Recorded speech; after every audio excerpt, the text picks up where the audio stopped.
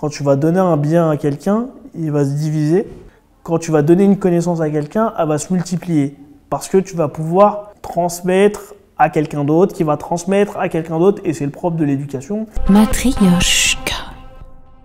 Handy catch, donc c'est handy comme pratique et catch comme attraper. C'est le Pokémon Go de l'emploi. Vous marchez, ça vibre et vous trouvez soit quelqu'un pour vous aider à monter en compétences, soit quelqu'un pour vous recruter. Pour la première fois dans le monde, en fait, c'est pas un CV qui match avec une offre, c'est une personne qui match avec une personne, parce que vous n'avez jamais réussi à discuter avec une offre. Moi, mon but, c'était de transformer le parcours du combattant que tu peux ressentir en fait quand tu vas te faire recruter en ok, je vais me balader à la défense.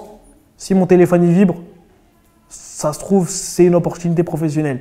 Donc déjà, c'est amusant. Quand tu joues, tu abaisses la barrière à l'entrée. Ça veut dire que les gens ont plus de facilité à jouer et à se dire, ok, je vais aller me balader et il y a peut-être un matching à faire, etc. On veut accompagner ces personnes vers la réussite, quelle qu'elle soit. Et pour ça, on a décidé de leur mettre entre les mains le meilleur de la technologie. Ça se voit pas là à la caméra parce qu'on a triché un petit peu. Mais en fait, ouais, je suis en situation de handicap. Un jour, je me suis retrouvé à un forum Pôle emploi. Il y a une dame qui m'a dit « Bonjour monsieur, il y a des forums pour les gens comme vous ». Il y avait deux manières de réagir à ce truc-là. Soit je me renfermais sur moi-même, ou soit j'essayais de faire l'application la plus inclusive possible.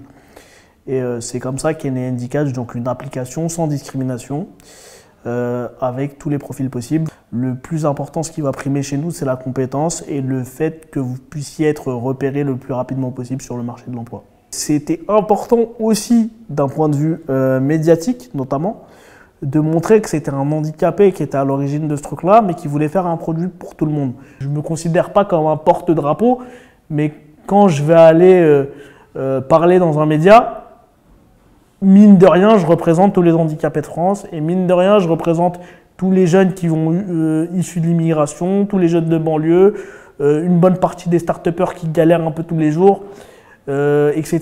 Donc, tu as une responsabilité. Comment on avance en étant start-upper et est-ce qu'il faut se lancer?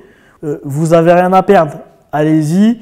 L'idée, elle n'a jamais pété du jour au lendemain, que ce soit Steve Jobs, que ce soit des artistes qui ont explosé. Il y a toujours du travail derrière, donc travaillez, entourez-vous correctement. Si vous voulez contribuer au monde de demain et que vous pensez que vous avez un rôle à jouer, bah jouez-le à fond, on s'en fout. Au pire, on vous oubliera. Mais après, ce sera toujours une belle histoire à raconter.